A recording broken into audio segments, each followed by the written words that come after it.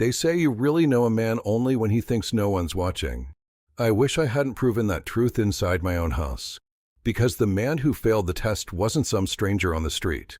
It was my daughter's husband. The man I'd welcomed into my family. That night started like any other. Dinner was finished, the plates stacked in the sink.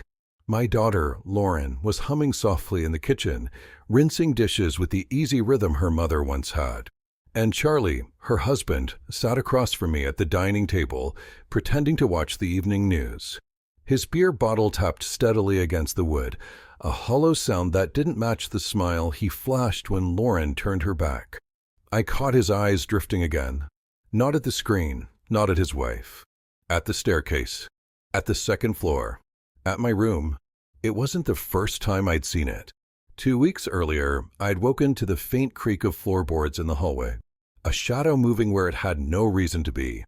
Charlie had claimed he was headed to the bathroom. The bathroom, mind you, that sat on the other side of the house. I let it slide, told myself I was imagining things.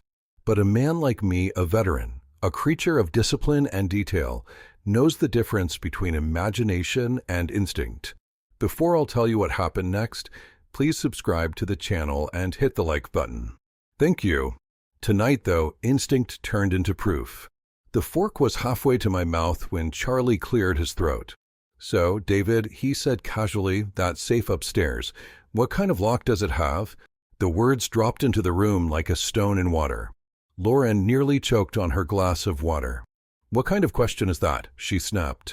Charlie didn't flinch. His gaze stayed fixed on me, steady, deliberate.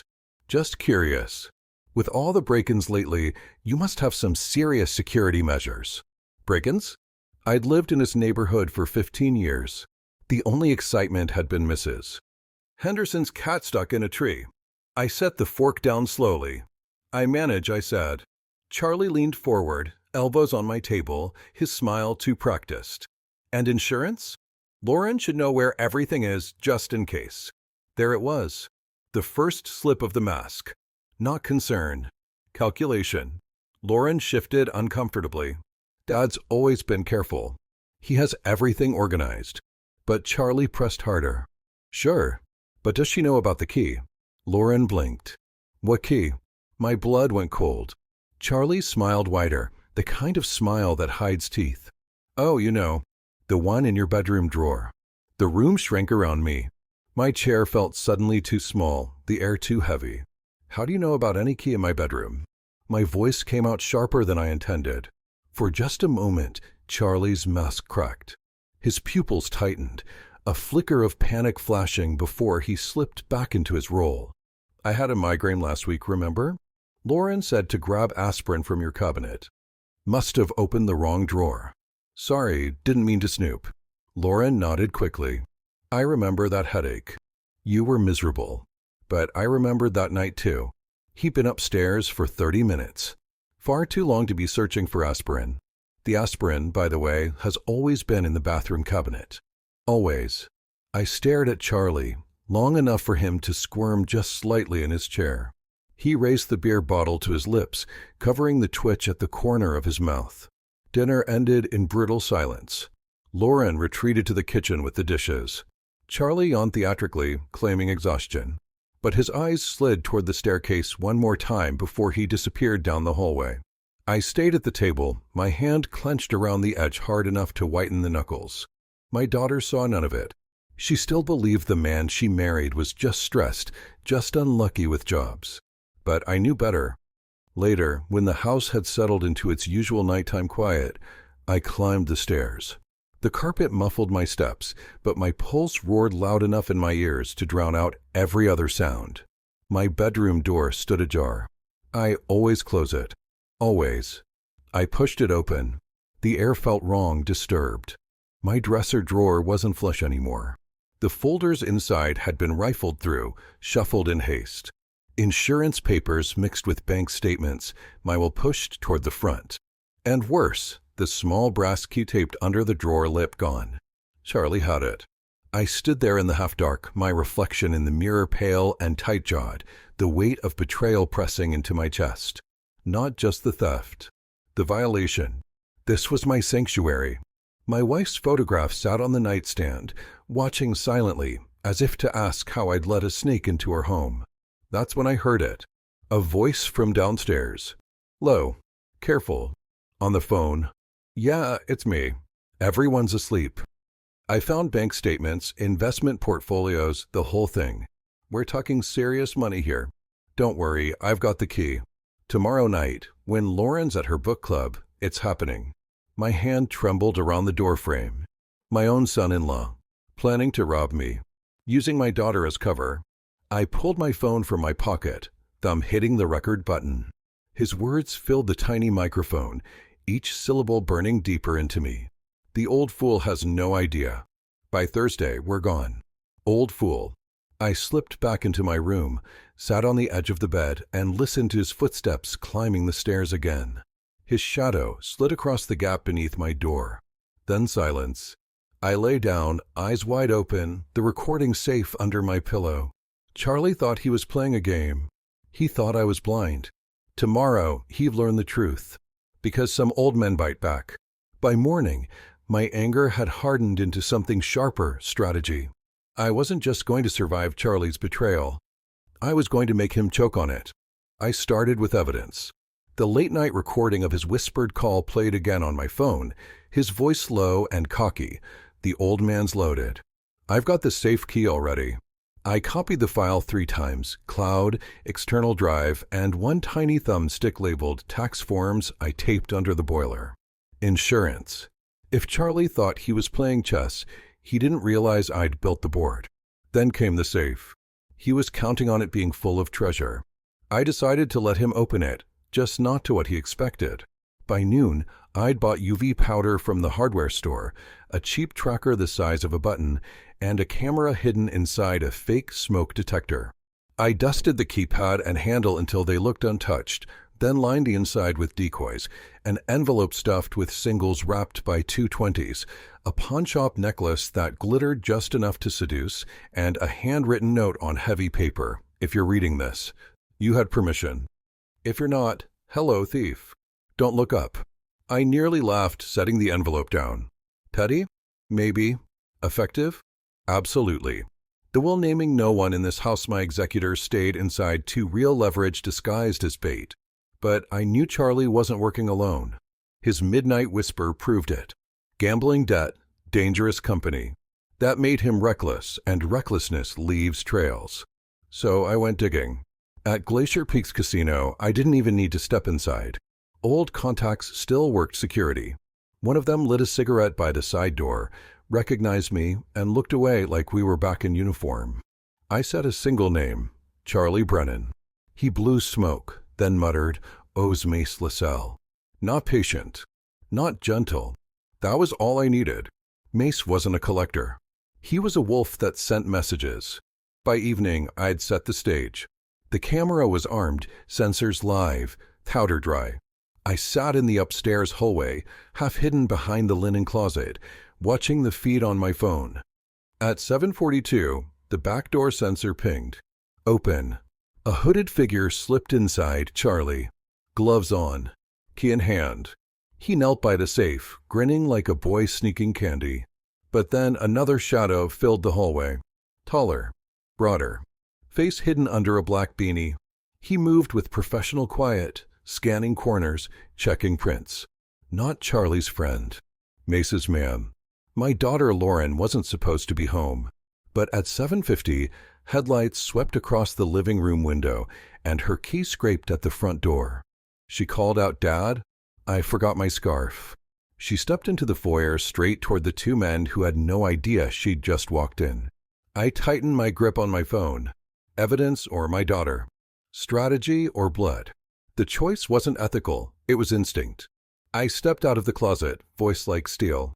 "Charlie, don't move." The taller man turned, hand already on something at his belt. Charlie froze, one hand buried in my decoy envelope, his gloves glowing with invisible powder. And that's when sirens wailed outside, flashing blue lights strobing through the family photos on my wall. But the worst sound wasn't the siren. It was the low groan from the kitchen. Another figure stirring. A sleeve, a wrist, blood on hair. Lauren. She hadn't just come home, she'd already been there. And Mace's man had found her first. The safe was open. The cops were at my door. My daughter was on the floor bleeding. And I was standing in the hallway, one step from losing everything unless I made the right move now. The sirens were close, too close for coincidence. Rivas had kept his word. But that didn't stop my pulse from hammering as I took in the scene. Charlie crouched at the safe, his hands glowing with powder only I knew about. The taller man, Mace's enforcer, halfway between fight and flight. And Lauren, my daughter, dazed on the kitchen floor, blood painting her hairline. "Don't come any closer," the tall man barked, one hand sliding beneath his jacket. The faint metallic flash told me exactly what he carried. "Easy," I said, voice flat, buying time. The officers were seconds away. But seconds can kill. Charlie looked at me like a trapped animal. "David, please, it's not what it looks like." "Save it," I snapped. "You've been practicing lies too long. This one sounds cheap." Lauren groaned again, struggling upright against the mudroom bench. The sight of her barely holding herself up nearly broke me. For a second, the soldier in me fought the father. But both wanted the same thing, her alive. The back door banged open. The enforcer spun. Police boots thundered against tile. Police. Hands where I can see them. Chaos broke in layers. The tall man bolted, slipping past the pantry and crashing through the screen door into the yard. Shouts followed, flashlights slicing the dark. One officer gave chase, the others stormed the hall, weapons trained. Charlie froze, finally raising his hands. The envelope bulged from his hoodie pocket. Sweat dripped down his forehead, his face twisted between shame and greed. Rivas stepped in last, eyes scanning everything in one pass. The open safe, the powder, the camera light blinking in the closet, and me, standing like I'd been waiting for this exact second. "David," he said, steady as ever. "You good?" "No," I said, "but I'm ready." Two uniforms cuffed Charlie, reading rights over his stammered protests. "This is a misunderstanding." I was helping yourself, I cut in. The words came like a knife, short and final. Rivas crouched near Lauren. "We need medics," he barked toward the door. Then, softer, "She's conscious." Head wound. "She'll make it." Lauren blinked, tears cutting paths through the blood on her face. Her eyes found me. "Dad, what's happening?" I wanted to lie, to shield her. But she deserved the truth, raw and sharp.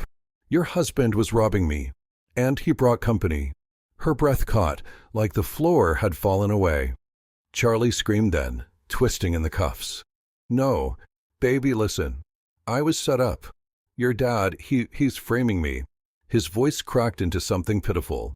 "I did it for us." Lauren's face hardened. Whatever spell he'd had over her broke in that moment.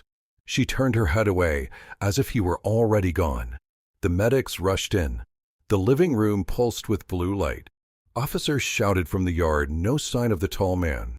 He melted into the night, and with him, the bigger danger, Mace LaSalle. Rivas pulled me aside. His voice dropped to a growl. "Listen, we got Charlie on burglary, theft, possession of stolen property. Clean case. But that other man? If he's Mace's, then this isn't just about your safe. It's about settling a debt. They won't let this die." "I know," I said. "That's why we can't end it here." Rivas studied me like he used to back in the service, when orders were given between the lines. "What are you planning?"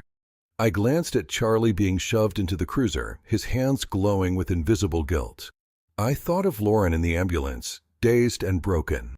I thought of the man who'd slithered out into the night, Mace's shadow stretching toward us all. "What I always plan," I said coldly. "To finish the fight they started."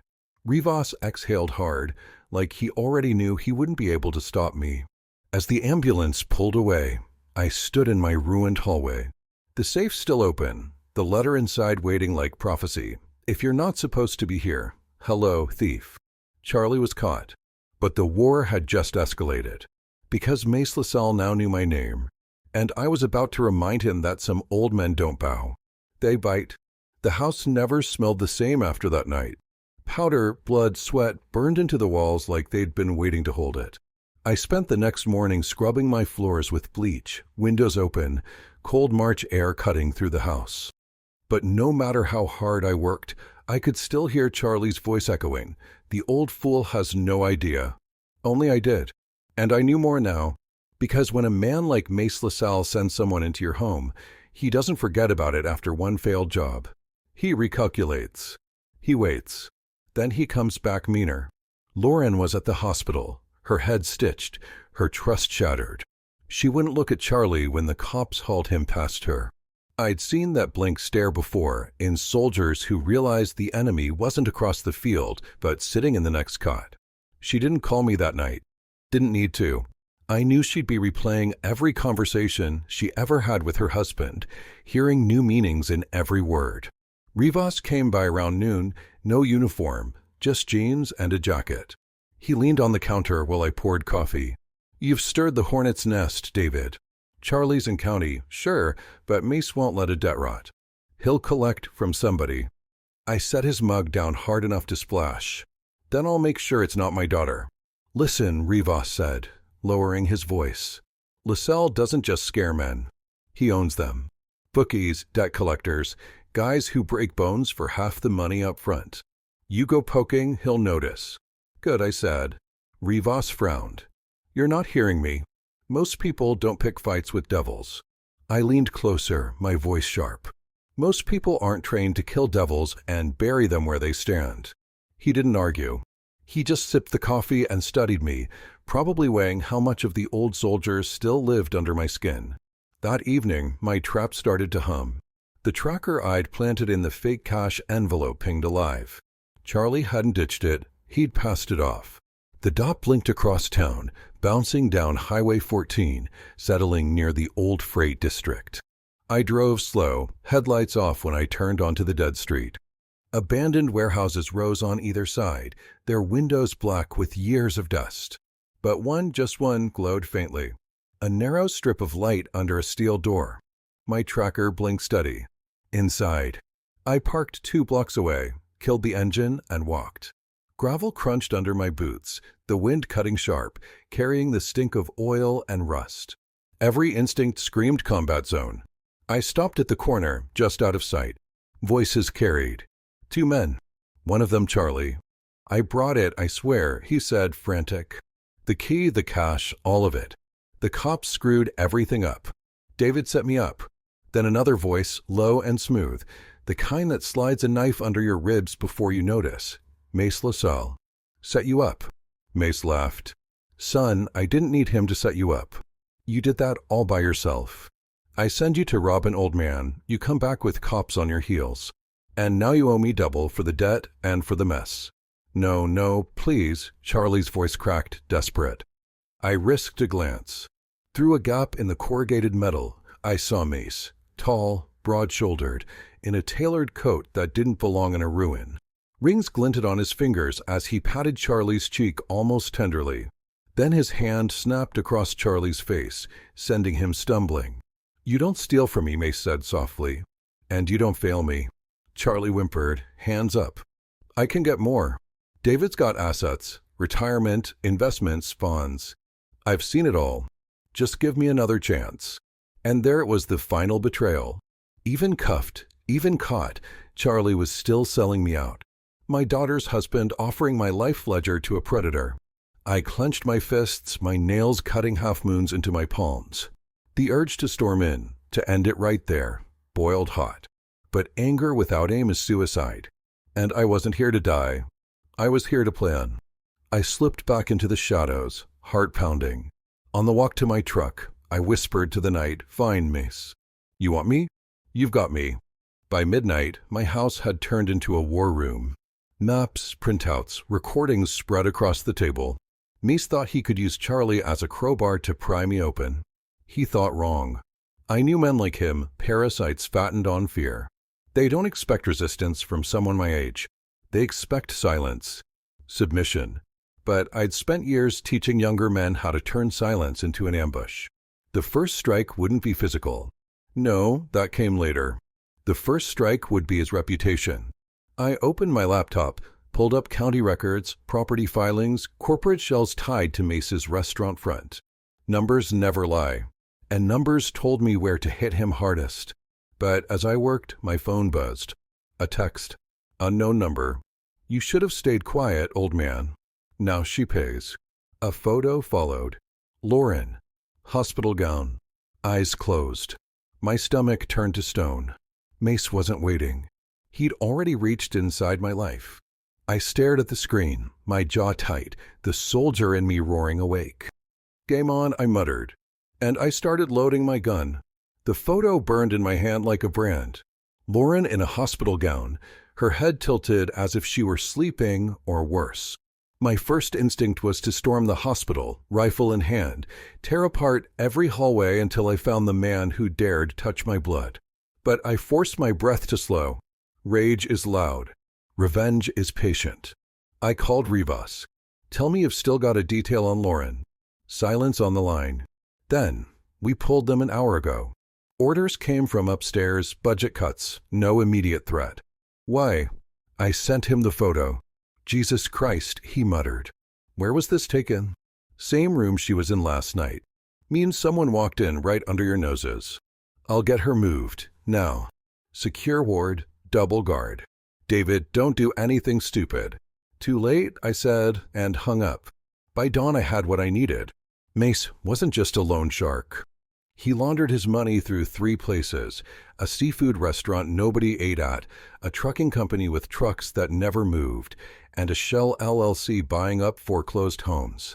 Sloppy, greedy, exactly the kind of empire you can topple if you push hard enough. And I had just the push.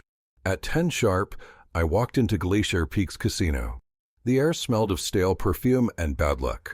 Dealers nodded politely, already judging me as another old fool burning his pension. I went straight to the cage. I'd like to make a deposit, I told the clerk. Slid across a cashier's check for 30 grand, more than enough to make noise. Money Mace would smell. And on the back of that check? A note, neat block letters. Tell Mace LaSalle the old fool's playing. I didn't wait for a reaction. I left before the clerk could blink. By afternoon, the response came. A black Escalade idled across the street from my house. Engine running, windows dark. No one got out, no one rang the bell. Just waited. I stood at the window, coffee in hand, letting them see me. Old man in his chair. Easy target. At 6, the phone rang. Unknown number. I answered. You've got guts, Mace's voice drawled. Smooth, almost polite. Most men your age hide behind cops or lawyers. You walk into my casino waving checks. Better than sneaking into old men's houses, I said. He chuckled. You're sharp. I like that. But sharp gets dull quick when pressure's applied. Your daughter, she looked peaceful sleeping, didn't she? My grip on the phone tightened. If you touch her again, relax. She's safe for now. Consider it a courtesy call. You owe me for Charlie's little disaster. 30 grand doesn't scratch the surface. You want her breathing? You bring me 200 by Friday. And if I don't? Then you'll watch her bleed out one photo at a time. The line went dead. I stood in the silence, pulse steady now. Not fear. Clarity. Mace thought he had me cornered. Thought I'd scramble for cash, beg for mercy, crawl like Charlie. But here's what he didn't know. I wasn't raising 200,000. I was raising hell. The Escalade still idled across the street when I walked out onto my porch. Cold air, sky bruised purple with dusk. I stared right at the tinted window, lifted my phone, and snapped a photo. The SUV peeled out, tires spitting gravel. Good. Message received. Back inside, I opened my laptop and pulled up the file I'd been building since the safe incident. Photos, audio clips, property records, a clean package.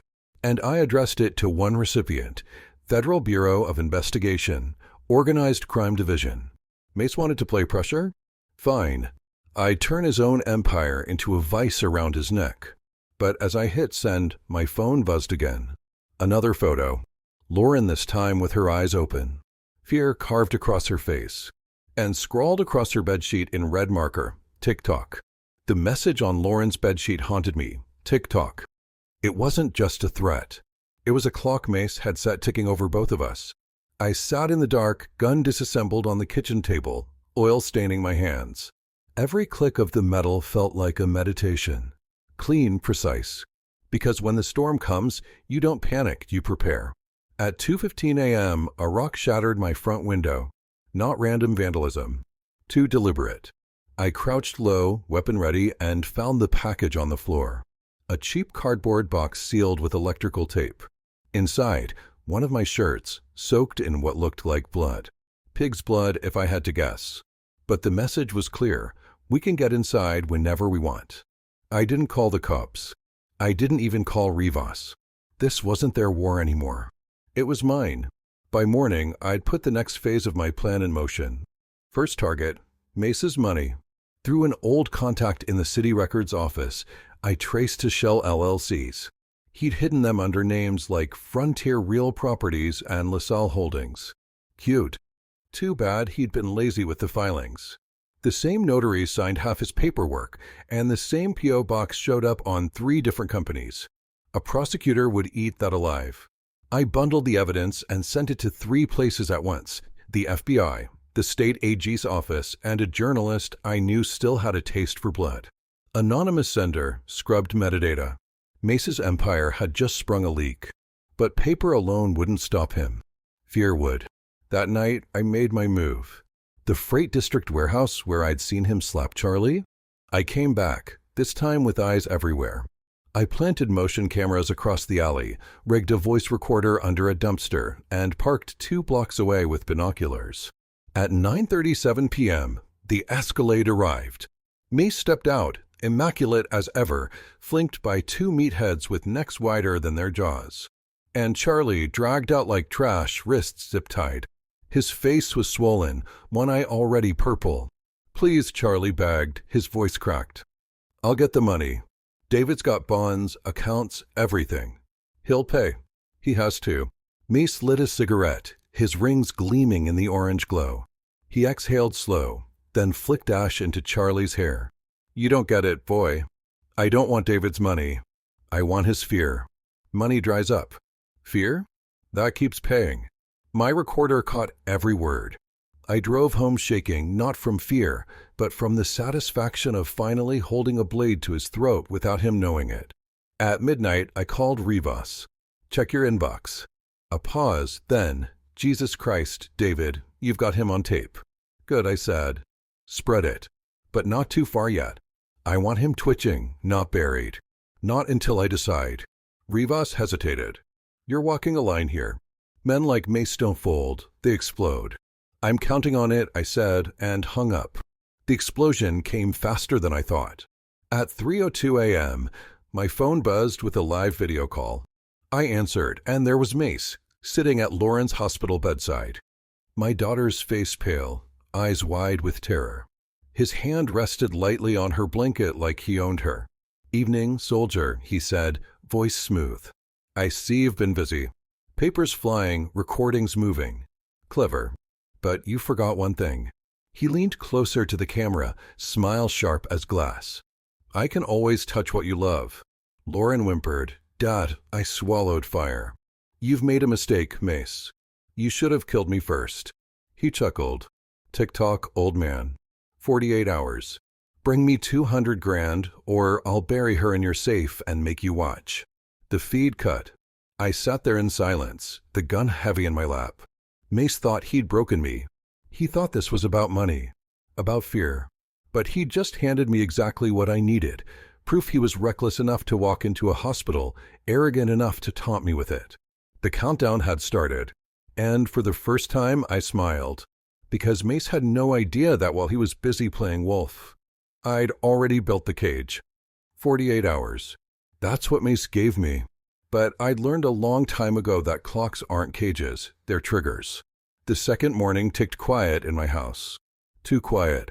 My safe still sat open upstairs, decoy jewelry glittering under lamplight, as if to remind me what started this mess.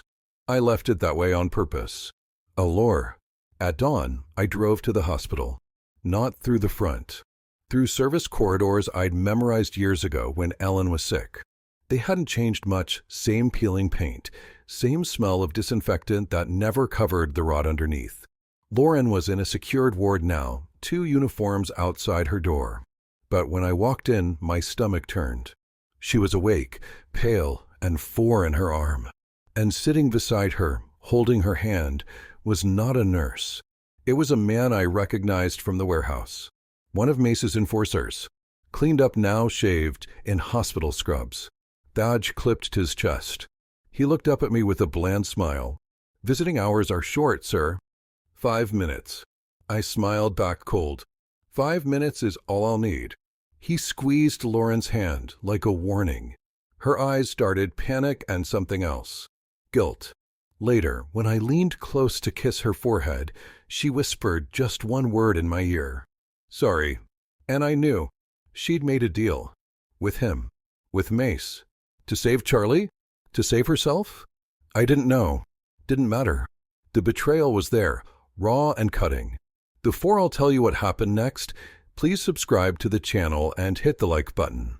Thank you. By noon, the news broke. A local journalist leaked my audio file, the one where Mace called me the old fool and bragged about fear paying forever. The story spread fast, casino boss linked to Loan Shark Network. I hadn't pulled the trigger. Someone else had, which meant one of my trusted safe channels was already compromised. And by nightfall, I had my answer. A letter taped to my shattered mailbox. Family bleeds quicker than paper. Next time, you won't see her alive. Tick. Tock. Underneath, a photo of Lauren hugging Charlie in a holding cell. Smiling. I sat on my porch in the dark, the letter trembling in my fist. My own daughter, after everything, still choosing him. Still tethered to the man who sold me out. The soldier in me wanted to rage. The father in me wanted to collapse. But the part of me that had spent years surviving knew better. Anger is noise. Revenge is math. So I started counting. At 3 a.m., my cameras at the warehouse lit up. The escalade again. Mace himself stepping out. This time, no cigarette. Just a laptop bag in one hand, a silenced pistol in the other. The men flanking him carried something bigger, a duffel. From the weight and how they held it, I knew. Guns. This wasn't collection anymore. This was war. I armed myself, tucked spare mags into my vest, and dialed Rivas one last time. "You wanted evidence?" I said. "Come get it. Warehouse District, Bay 14. Tonight." "David, don't go in alone," but I'd already hung up. The warehouse air smelled like oil and dust. My boots made no sound across concrete. In the far corner, Mace stood by a folding table, laptop open, screen glowing over stacks of cash. His men laughed low, tossing rifles like toys. I slipped closer, heart steady. And then, from behind a pillar, a voice. "Dad." "Lauren." Hands zip-tied, gag half-pulled, eyes wild. They'd used her as bait. Mace turned, smiling like he'd been waiting for this reunion. "Right on time, soldier." Tick-tock. I raised my pistol, and the room fell silent.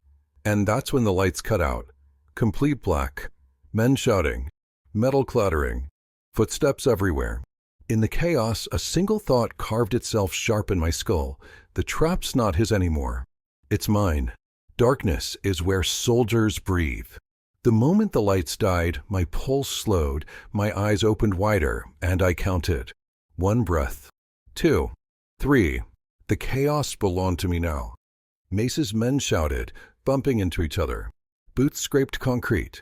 A rifle clattered to the floor. Someone cursed. The kind of panic you hear in rookies. I moved low, quiet, pistol tight in my hand. My world shrank to sound. Lauren's muffled sob near the folding table. The sharp inhale of Mace, steady but forced. The shuffle of 2 men sweeping blind arcs. I flicked my flashlight once, just once.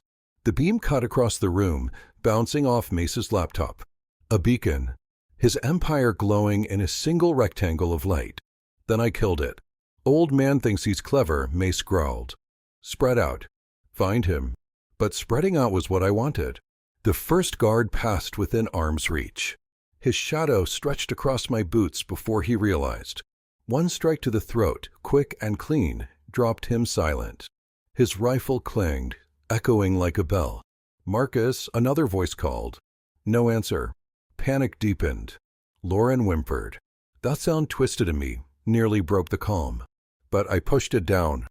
Emotion comes after survival. Another guard edged closer. I could smell his cologne, cheap and sharp. I stepped from the black and pressed my pistol to his neck. Shh, he froze. I squeezed the trigger. The suppressed shot coughed once, and he folded.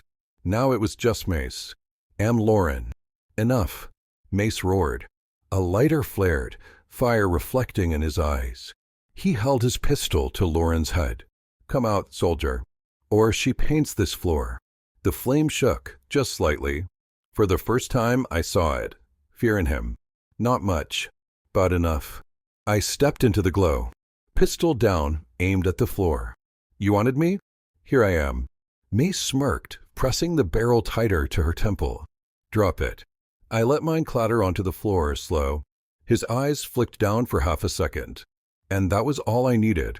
My left hand, hidden until now, came up fast, holding the phone. I hit play. His own voice filled the warehouse, booming from the speaker. I don't want David's money. I want his fear. Money dries up. Fear keeps paying. The words bounced off steel walls, louder than any bullet. Mace's eyes widened. That half-second crack was enough. I lunged. My hand clamped his wrist, twisting the pistol free. We slammed against the table, his laptop crashing to the floor, spilling files and names like blood. Lauren scrambled free, crawling to the shadows. I pinned Mace hard, his breath hot against my ear. You thought fear would pay forever? Tonight it bankrupts you. He thrashed, cursed, spat. But he wasn't a fighter. He was a parasite. And parasites don't know what to do when the host bites back. Outside, sirens wailed. Red and blue lights splashed through broken windows. Rivas's voice boomed, police. Nobody move. I let Mace go just as the doors blew open. He hit the ground, hands splayed, face pale. His empire files, money, weapons, all laid bare around him. Officers swarmed. Cuffs clinked. Lauren sobbed in relief. Rivas strode in, gun drawn, then relaxed when he saw me. Jesus, David. You couldn't wait for backup? I exhaled. Backup doesn't scare devils. Truth does. They dragged Mace out, shouting about lawyers, about revenge. But his words sounded thin now, empty. He'd already lost. Lauren clung to me in the flashing light. Her voice cracked. Dad, I'm sorry. I held her, my jaw tight. Forgiveness? That would take time. But survival? We had that. When the last cruiser pulled away, I stood in the silence of the ruined warehouse, the stink of smoke and fear still thick in the air. I looked at the laptop, shattered on the floor, sparks dying. And I thought about all the devils I'd faced in my life. Wars overseas. Betrayals at home. The constant, gnawing hunger of greed. Mace had wanted me afraid. But all he'd done was remind me who I was. Not just a father. Not just an old man. A soldier. And soldiers don't surrender. I walked out into the cold dawn, my boots echoing on concrete, and whispered the only line that mattered. Game over.